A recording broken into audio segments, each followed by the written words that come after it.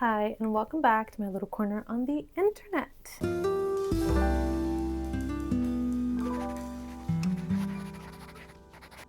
Today I have a fat stack of books with me because today we are going through my 10 before the end, which essentially just means these are the 10 books that I would ideally like to read and finish before the end of this year. But given that we're almost midway through November and these are 10 books that potentially could take me a hot second to get through, so I'm not gonna be too strict with myself if I don't finish these, because also my reading goal for the year was 55 books, I think, and I'm very close to finishing that. So anyways, I just think it's a fun concept and it's a fun challenge for myself. We're just gonna go through my little TBR for the end of this year. I'll just go through the books. I'll read the back of them for a little bit just to get a glimpse of what they're like. And yeah, we're just gonna get straight into it. But before we get into the video, I wanted to make a little announcement. That is, I am launching channel memberships for this channel, which I had been thinking about doing and debating whether or not I should do it, but I bit the bullet and I did it. So you can click the join button below. There are 2 different tiers that you can join for, and essentially what you get out of it is, in the first tier sort of includes, you get to access new videos 24 hours before everyone else, and it'll just be exclusive posts and updates behind the scenes, polls with making decisions on videos and thumbnails, exclusive giveaways that I have planned, and the occasional live stream. And then the second tier, I will be adding extra videos and extra content on there. So more vlogs and more random get ready with me's and just extra videos in general. And again, everything from the previous tier will be included in that. You can check all the details when you do have a look at the join button, but I'm just very excited about that. And I just wanted to create a little extra something so that I can start reinvesting back into the channel and perhaps try and start upgrading certain things like camera quality and audio and things like that. So if you want to do a little extra support, join my channel membership. I appreciate everyone and all the support I've gotten so far. People were so freaking sweet in the last few videos, and I just love all of your comments, okay? Especialmente todo mundo do Brasil que tá falando: "Oi, nossa, eu não sabia que você era brasileira!" Sim! E eu amo vocês. Tô com saudade daí e tal, mas to start off, there are 2 books that I'm already currently reading from this stack. The first being The Sitter by Angela O'Keeffe. I apologize if I said that wrong. But I recently found this. This had been on my want to read on Goodreads for a while. I didn't even realize. Then I was at this bookstore because I finished all the books I took with me on the weekend when I went to the beach, and I was desperate for something. So I found this and I thought I should read this. But essentially it's Paris 2020, and a writer is confined to her room during the pandemic. She's trying to finish a novel about Hortense Cézanne, the wife and the muse of the famous painter. And dead for more than a century, Hortense has been reawakened by this creative endeavor and now shadows the writer through the lockdown city. But Hortense, always subject to the gaze of others, is increasingly intrigued by the woman before her. Who is she and what event hides in her past? I thought it was very interesting. And from what I had seen about the book, what kind of drew me to it is looking at the relationship between human art, the artist, and writers, and the world around us. So I was very intrigued. And this cover, by the way, is beautiful. So I think it's so far, the amount that I have read, it's very sort of elegant and very easy to read, and it's very meditative almost, and I've really been enjoying it. So that's the first one. Next, I've also mentioned this, and I've been reading it for a little bit, but that is Kafka's Letters to Milena, and I've just been making my way through that. I'm about halfway, so this will likely be finished by the end of the week. I think I can do it. And I love these letters so far. It's just, he knew how to write a beautiful letter, and the way he talks to and about Milena is just mind-boggling. Next is something that I had attempted to pick it up in the past, but I just wasn't in the mood for it. But that is Madonna in a Fur Coat by Sabahatine Ali. And I've seen this book around everywhere, and a lot of people really, I guess, amping it up for its content, for how it talks about love and connection and yearning, and I had just been wanting to read this just to see what the hype is about. The magical novel about a Turkish man who falls in love with an artist in 1920s Berlin recreates a vanished era and dramatizes a doomed relationship with nerve, depth, and poignancy. The result is a miniature masterpiece. That kind of sells me to be honest. It's, you know, about disenchantment and missed opportunities, and it's just meant to be a beautiful, beautiful book. And I've been wanting to read this for ages. So I hopefully will pick this up and just smash through it, because I feel like I will fall in love with that book just from what I've seen about it. Next is also something that it won the Women's Prize for Fiction this year, and that is The Safe Keep by Yael van der Wooden. I had been meaning to pick this up for ages, and I finally bought it. And a blurb for you is, it is 15 years after the Second World War, and Isabel, almost same name, has built herself a solitary life of discipline and strict routine in her late mother's country home, with not a fork out of place. But all is upended when her brother Louis delivers his graceless new girlfriend Ava at Isabel's doorstep as a guest there to stay for the season. It's set in the summer, and there's kind of this weird built-up tension that bubbles over with this new visitor in the home, and some things are meant to unravel, and I'm very keen to read this. I love stories with this sort of general idea of new people coming into your life and how things sort of come out of hiding and bubble over, and tension between people, and just I love that sort of stuff, that general concept. Like, for example, Second Place by Rachel Cusk is about, you know, this artist staying with this woman in this house, and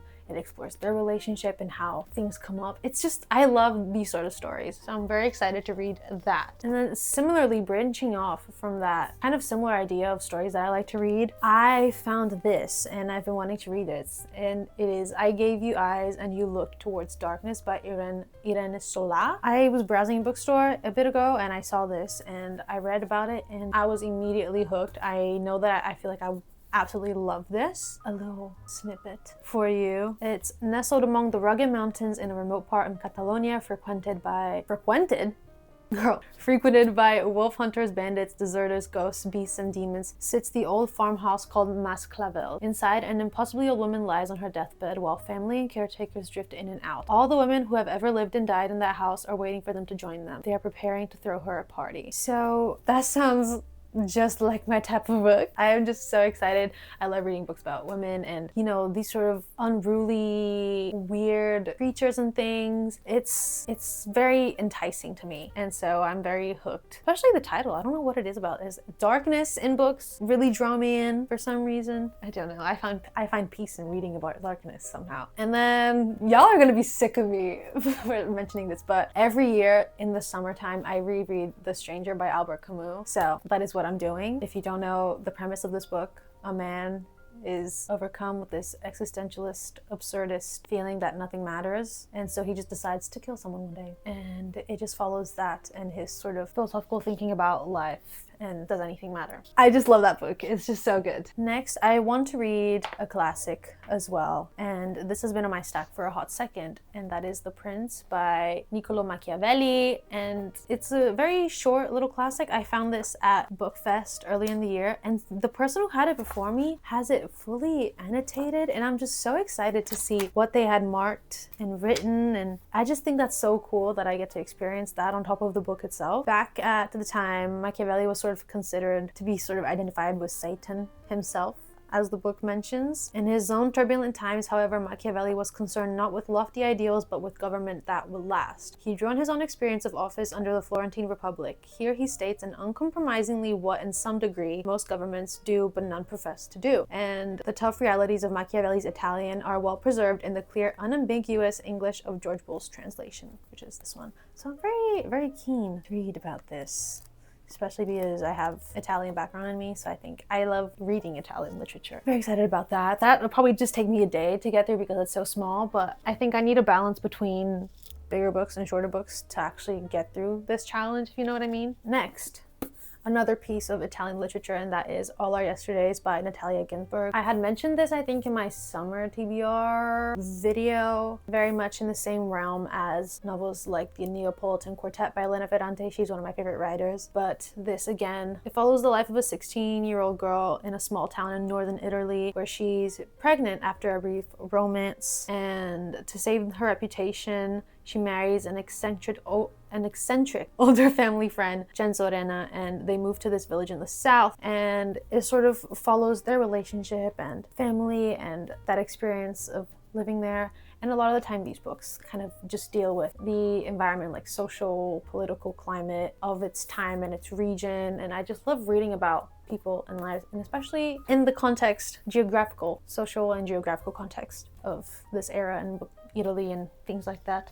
So I'm very, very excited. And that book has an introduction by Sally Rooney. So typically I don't really tend to read the introductions in books oftentimes, but because Sally Rooney wrote it, I'm kind of interested to see what she had to say. So I'll be reading that as well. Next is Real Estate by Deborah Levy. This is the final book in the trilogy of her autobiographical series. So I have read Things I Don't Want to Know and The Cost of Living, which I absolutely loved those books, and I had been meaning to pick up the third one and finish off. So I think now is the perfect time to do it. And this one follows. This Real Estate makes an existential case for a female character who takes ownership of the deeds of her own life, and it accounts for the enduring relationships with friends, lovers, family, and literary forebears that travel with us wherever we live, as well as those we must outgrow and leave behind. So it's a continuation of her sort of dissecting her own life, and this follows more her relationship with multiple types of people, and I'm just very excited to read. I really like her writing and the way that she explores her own life and how I see so much of my own life reflected in her own thinking, and